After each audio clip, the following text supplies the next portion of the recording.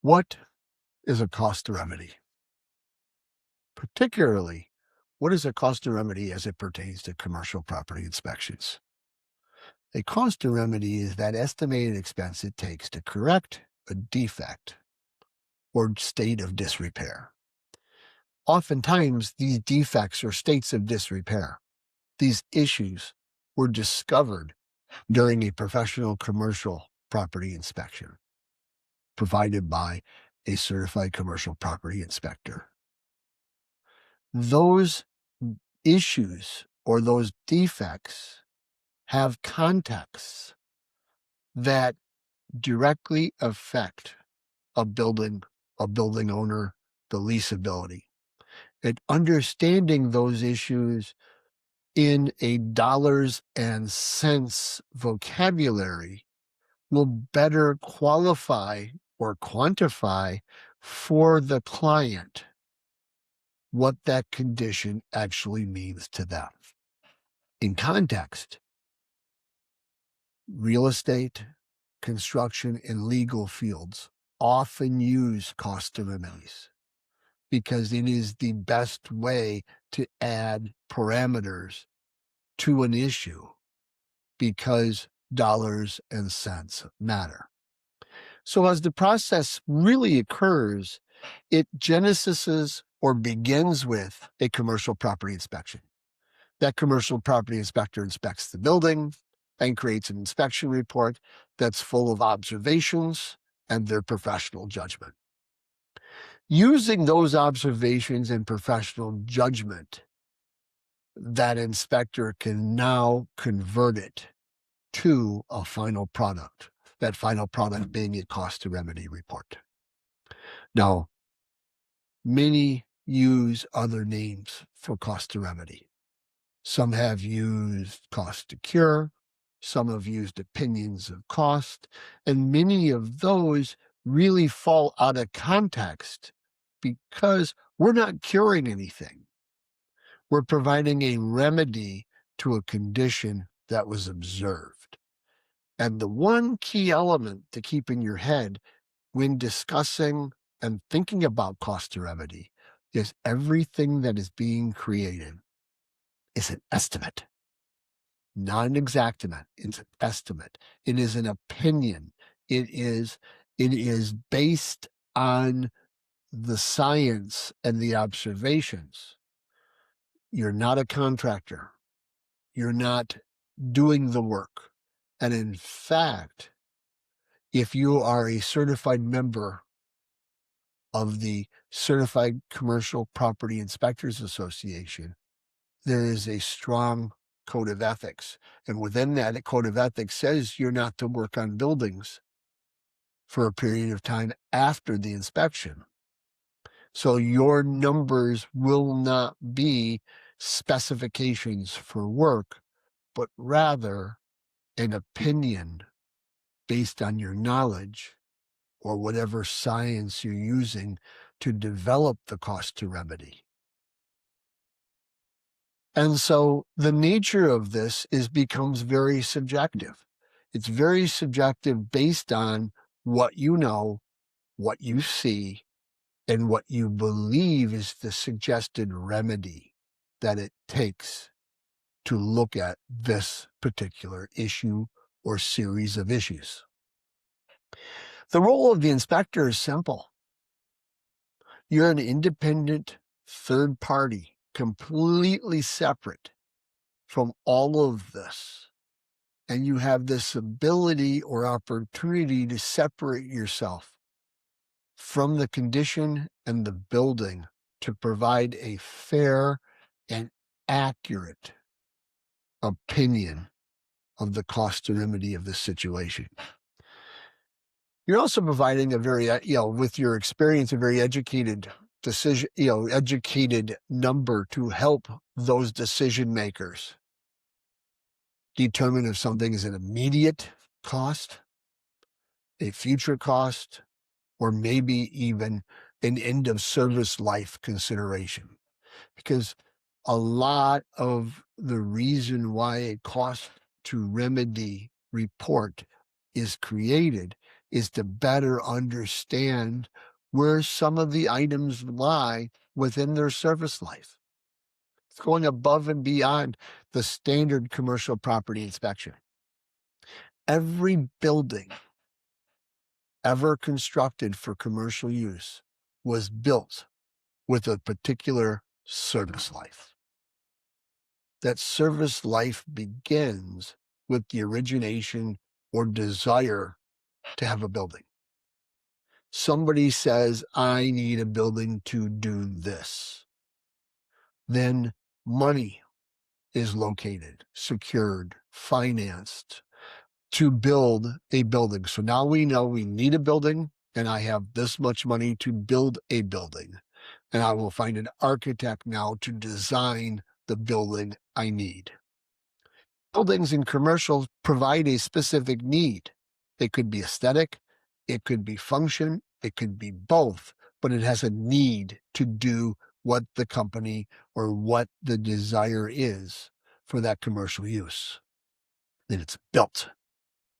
Now, this process between when it's built and commissioned into work and through the rest of its life cycle, there will be multiple systems, components, or items in this building that have a specific useful life. There'll be some items in this building that have a useful life of the lifespan of the building, and there'll be others that have an incremental useful life that is less than that life cycle that will need to be replaced. I might have a building that has a useful life. I've designed this building to last 75 years. And I might place something in this building that has a useful life of 25. That means 3 different times I'm going to have to replace this item and anticipate its replacement throughout the lifespan of this building. The first 25, the second 25, the third 25, and at the end of that third 25, the building is 100 years old. Or 75 years old. It's time to remove that item or that whole building. I'm sorry.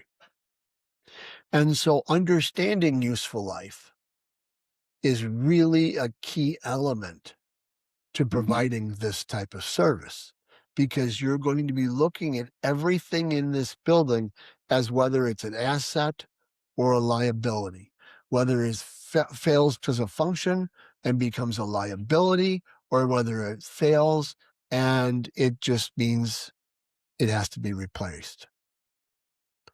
Because this brings us into the conversation of the differences between severity, urgency, and priority. Each one of those has a very unique place in commercial properties. And they have a relationship. It's a linear or math relationship. Severity plus urgency equals priority, or how fast I need to do something, or where it falls in my budget stream. I could have something that's very severe, but not very urgent, which means it's got a low priority. I could have something that's not very severe, but very urgent, that could have a high priority. Or I could have something that's not severe, not urgent, and doesn't have any priority. Let me give you an example. I have a building. It's a truck barn, a place where they just store trucks inside the building, and it's got a leaky roof. Leaky roof is not providing any structure, no damage. It's just leaking water on top of a truck. Well, while a leaky roof could be very severe because it's leaking down onto a truck, it's not very urgent because the water can be cleaned up. So our priority is low.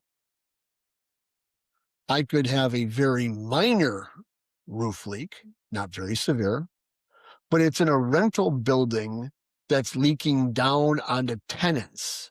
That's high urgency.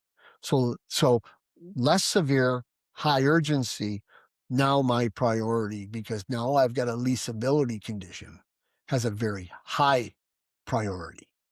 So understanding useful life And then doing that analysis to remaining life really helps quantify what goes in to a cost to remedy report. Because understanding all of these life cycles is important.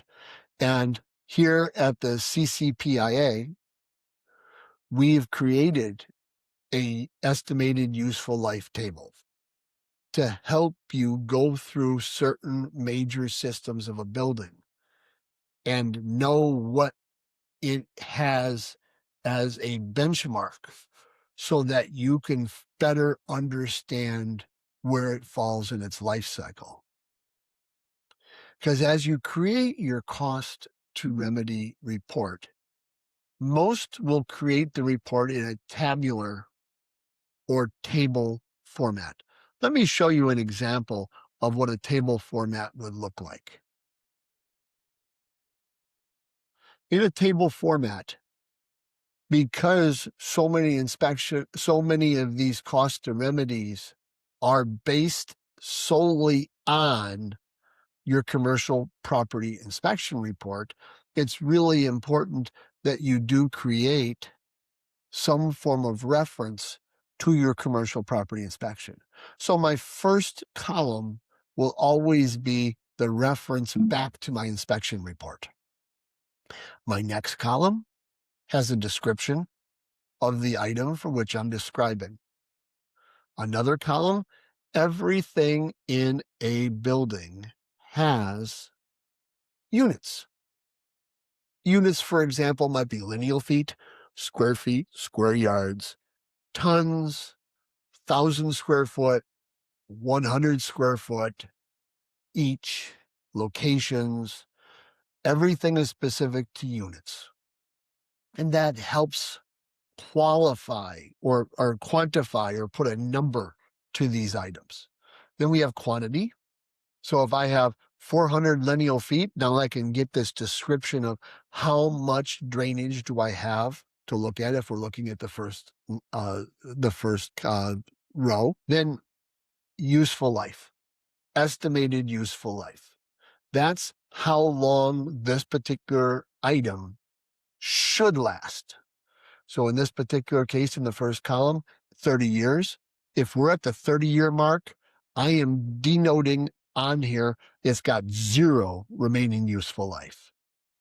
I might go down a little further and see that I might have an item, window repairs and ceiling. Actually, we'll go down a little bit further and go, roof maintenance. The roof should last 30 years.